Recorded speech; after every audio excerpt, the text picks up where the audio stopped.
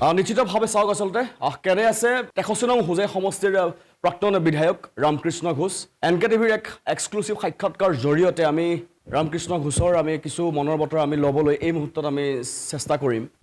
বিধায়কগৰাকীক আমি প্ৰাক্তন বিধায়কগৰাকীক আমি স্বাগতম জনাইছোঁ এনকে টিভিৰ এক্সক্লুচিভ এটা সাক্ষাৎকাৰ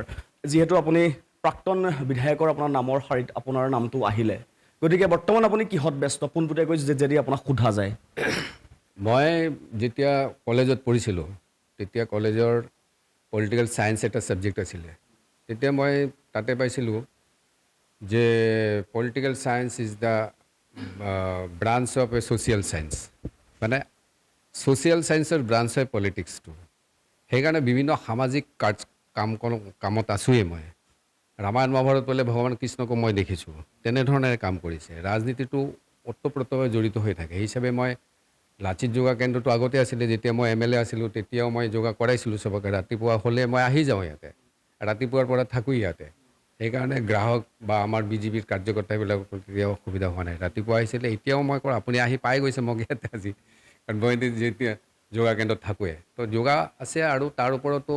মই আৰু এটা বস্তু লক্ষ্য কৰিছোঁ অসমত বিভিন্ন প্ৰান্তত পূৰা নৰ্থ ইষ্ট জনত বিভিন্ন অৰ্গেনাইজেশ্যনছবিলাক আছে অৰ্গেনাইজেশ্যনছবিলাকৰ কোনো ভাষা সংসদ নাই তো তাৰ ওপৰত এটা প্লেটফৰ্ম হৈছে নৰ্থ ইষ্ট লেভেলত সেই তাতে মই হেৰি কৰিছোঁ অ'পেনিং হ'ব মালিগাঁৱৰ পৰা 27 তাৰিখত তাতে north east linguistic development forum বুলি এটা হেৰি হ'ব তাৰ এই মঞ্চৰ পৰা চাৰিটা বস্তু হেৰি হ'ব এটা হ'ল লিংগুইষ্টিক ব'ৰ্ড ফৰ্ম হওক বিভিন্ন কমিউনিটি জাতি ভাষা ভাষী মানুহৰ তাৰপিছত আৰু এটা হওক বিশ্ব যিমানবোৰ হিন্দুবিলাক আছে তেহেঁতক ইণ্ডিয়ান চিটিজেনশ্বিপটো দিয়া হওক আৰু এইটো বাংলাদেশৰ ঘটনাৰ পৰাই মনোভাৱটো আহিছে যে হিন্দু ক'তো চিকুৰ নহয় সেইকাৰণে যেতিয়া মন হয় তেতিয়া ইজৰাইলৰ নিচিনা আহিব পাৰে তেনেকুৱা এটা আৰু চৰ্দাৰ বল্লভভাই পেটেল আৰু শ্যামাপ্ৰসাদ মুখাৰ্জী কৈছিলে যে বাংলাদেশখন দখল কৰি ৰংপুৰ চংপুৰবিলাক দখল কৰি আজিৰ যিটো সমস্যা আছে সেই সমস্যাৰ সমাধান কৰিব লাগিলে তেতিয়া এটা কাণ্ট্ৰি বনাব লাগে ছেটেলাইট কাণ্ট্ৰি মই তিনিটা আৰু স্কিল ইণ্ডিয়া চাৰিটা বস্তু লৈ মই এতিয়া বিজি আছোঁ ছাৰ মই যেতিয়া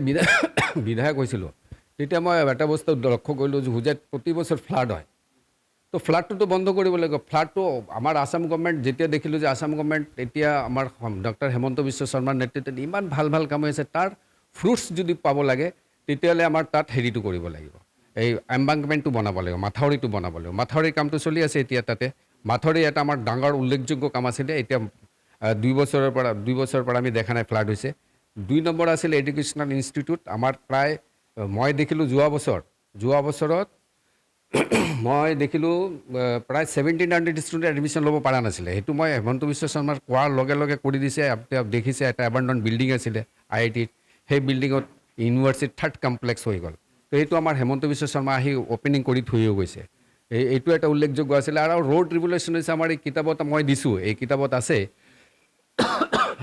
আছে যে প্ৰায় 460 crores কাম আমি ৰাস্তাত কৰিছিলোঁ সেইটো এটা উল্লেখযোগ্য এচিভমেণ্ট আছে কিমান ৰাস্তা হৈ আছে 10 crores বিভিন্ন ৰাস্তা য'তেই যাব হোজাইৰ ৰাস্তাৰ কাম হোৱা নাই ৰাস্তাৰ কাম হৈছে আৰু এটা কথা হ'ল কি হোজাইৰ ৱাটাৰ প্ৰব্লেম এটা আছিল ৱাটাৰ লগিং আছিলে ৱাটাৰৰ প্ৰব্লেম আছিলে আপোনাৰ মিউনিচিপালিটি এৰিয়াত 1 নম্বৰৰ পৰা 19 নম্বৰলৈকে 19 নম্বৰ ৱাৰ্ডলৈকে তাতে জলৰ সমস্যাটো ঠিক কৰাৰ কাৰণে চেণ্ট্ৰেল গভৰ্ণমেণ্টলৈ যোগাযোগ ৰাখি এতিয়া এটা কাম আৰম্ভ হৈ গৈছে নেহৰু হলত তাত কাম আৰম্ভ হৈছে এটা কথা হ'ল মেডিকেল কলেজটো আমাৰ সময়তে ডিক্লেয়াৰ কৰা হৈছে মেডিকেল কলেজটো মই সাগৰ বস্তিত দিছিলোঁ এতিয়া ক'ত হয় মই নাজানো সমস্যা হ'ল কি কমিউনিকেশ্যন গেপ এটা আছে মই দেখিছোঁ আমাৰ ভোটাৰৰ লগত আৰু আমাৰ কাৰ্যকৰ্তাৰ লগত বা আমাৰ স্থানীয় নেতৃবৃন্দসকলৰ লগত এটা